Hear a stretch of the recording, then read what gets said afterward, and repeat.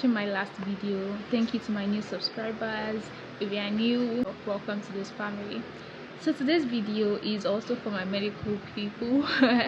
Recently I did something on my Instagram stories. I asked some medical doctors to drop like advice or things they wish they knew while they were still in medical school, and I'll be going through some of them. So yes, let me scroll. I hope I can still find.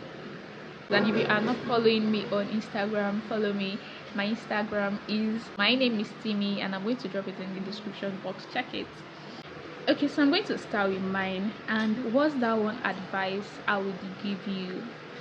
One advice I will give you if you are still in medical school is to, number one, which is cliche but not necessarily cliche, is hold on to God.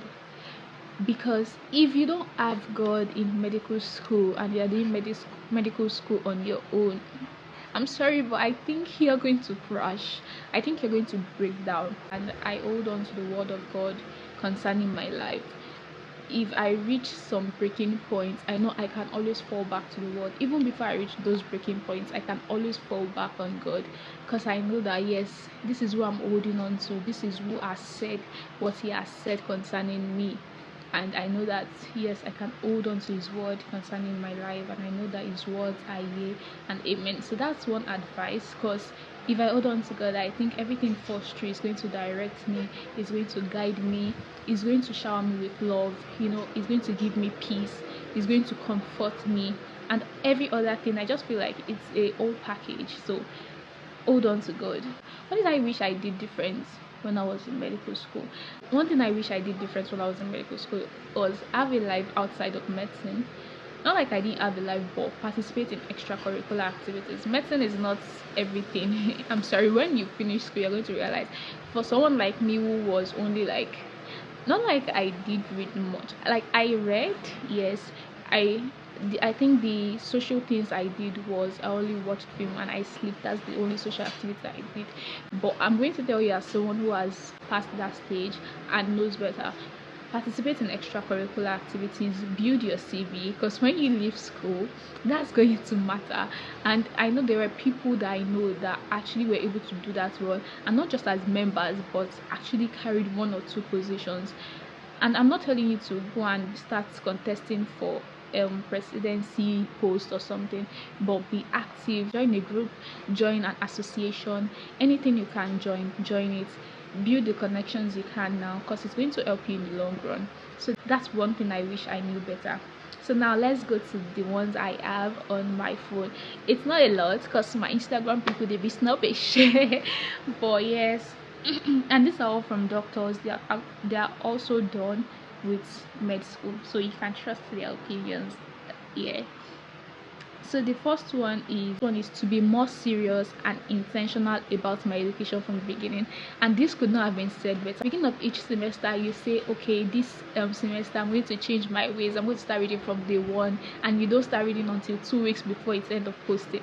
I'm sorry, but if you are looking for a more sustainable approach, be intentional about your education. If it's to join a study group, and you guys should know how you plan your study activities and how it will not clash with your postings. And I'm saying this from a perspective of someone that has done it, been there, done it, and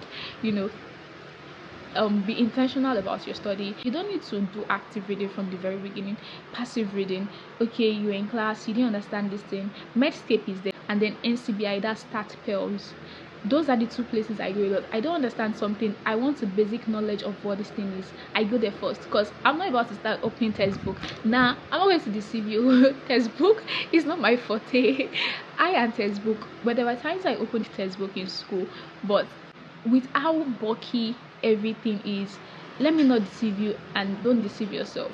There are things you go to textbook for, but there are things you need to have the basics on first before you go and open textbook.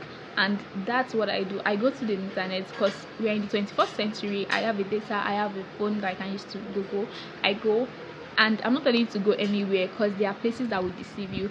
Go to NCBI, go to Medscape. Those are accredited journals or accredited sources where you can actually and lecturers also accept that. So that's the first one, to be more serious and intentional about my education from the beginning. I like this advice. Always pray, because it's God that helps you in med school.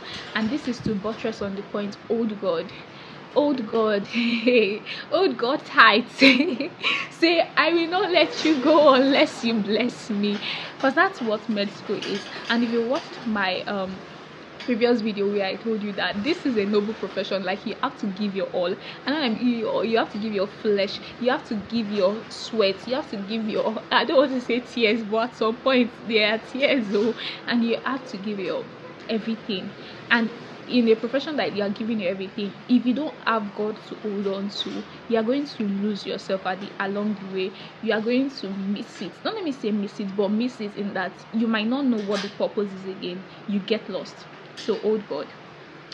The third thing is always have a goal before each posting and try your best working to achieve it. So have reasonable goals.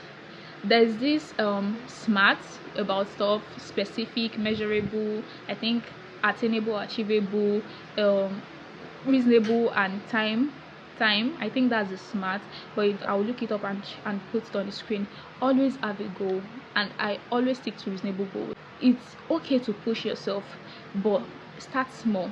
Okay, I'm going to start reading for 1 hour today.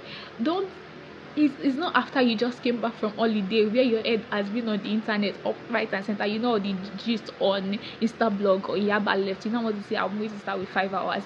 Okay, now keep going. But I don't know if you guys get what I'm saying. So have reasonable goals. 1 hour, even if it's 1 hour of personal reading. Interactive sessions, I also love interactive sessions.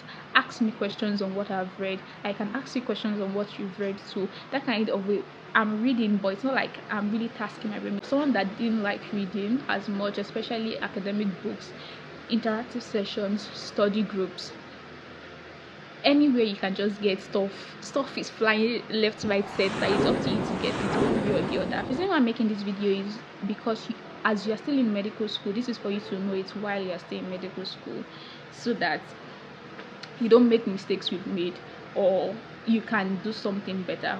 Is that it doesn't get easier. Rest when you can. I stand on this. I stand on this because sleep is of essence. Even the neurologists or the neurosurgeons, they will tell you you need at least 6 to 8 hours of sleep. And if you know me, one thing I don't do is I don't joke with my sleep. 6 to 8 hours of sleep, I'm going to get it one way or the other. During exams, I sleep for, well, there are sometimes where I stretch it, but I just sleep for 6 hours.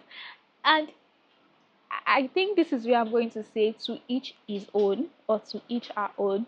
So don't say that because I did this and it worked for me. I don't know if it worked for me, but that was what I did in med school.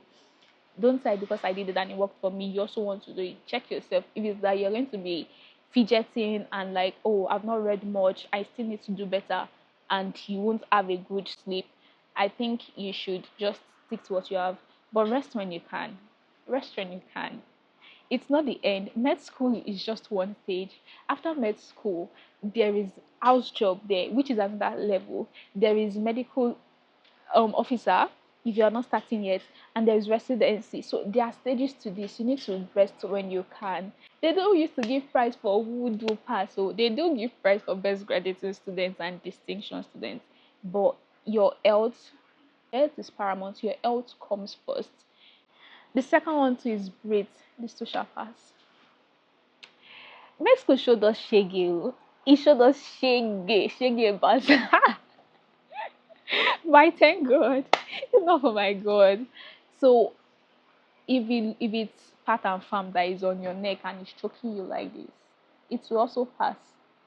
I remember when we were doing part and farm and everybody was pushing themselves, EOP, you come and you see question that you did not know that, where did this question come from, and all that. But I mean, we are doctors now, and put in your best, put in your best, but also schedule yourself, put in your best, rest, sleep, eat, extracurricular. I know it sounds like a lot for 24 hours, but if you know how to actually incorporate this together, you are good to go. Live your life fully in medical school.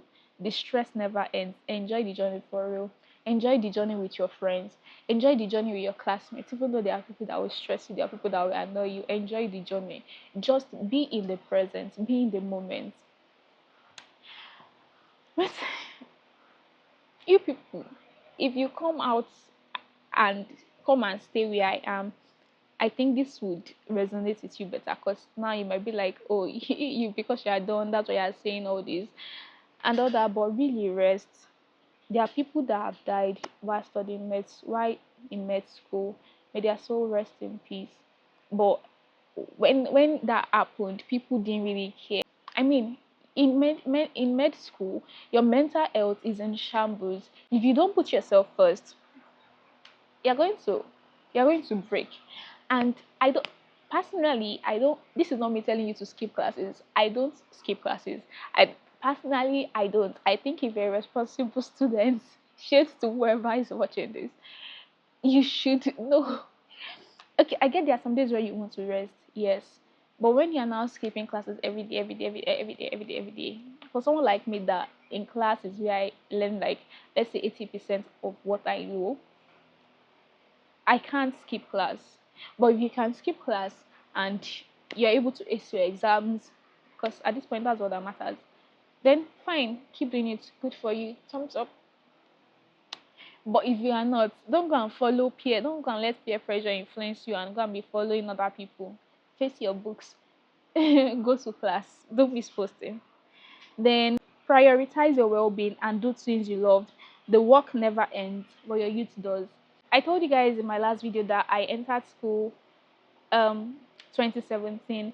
And thinking about it right now, I don't have anything I'm doing apart from medicine. Well, I started YouTube is one, thank God for saving grace for YouTube, but it just feels like you get lost in the process if you don't take conscious effort in bringing yourself back, if you don't take conscious effort in resting, if you don't take conscious effort to put in measures in place to make sure that you are secured, you're going to lose it. Your mental health is going to lose it. It will tell on you physically. It will tell you on you in your social life, like in your relationship. I'm not even talking about partying or whatever. That's not my cup of tea. But in your relationship with people that are around you. So your youth really does youth really does end. I know people say you can do things at 50 and all that. But just prioritize your well-being. Because if there's no you, there can't be a doctor so. If you're not in good shape, there can't be a doctor so. So take care of you. Take care of your health. Now, the fact that you failed doesn't make you a failure. Breathe. Because you had a receipt in one course doesn't make you a failure. And I'm repeating it again because I know it sounds like it's words and it's not easy. Because as someone that has been in that position, I know what it's like when you're telling me some things. Because at that point, it felt like nothing anybody said really mattered. I had to process it on my own. So that's why I'm telling you, no, because you had a receipt doesn't make you a failure. You can do better. You can focus. You can still focus on the ones ahead. Hmm? And if you feel like your end of posting exams didn't go well, breathe.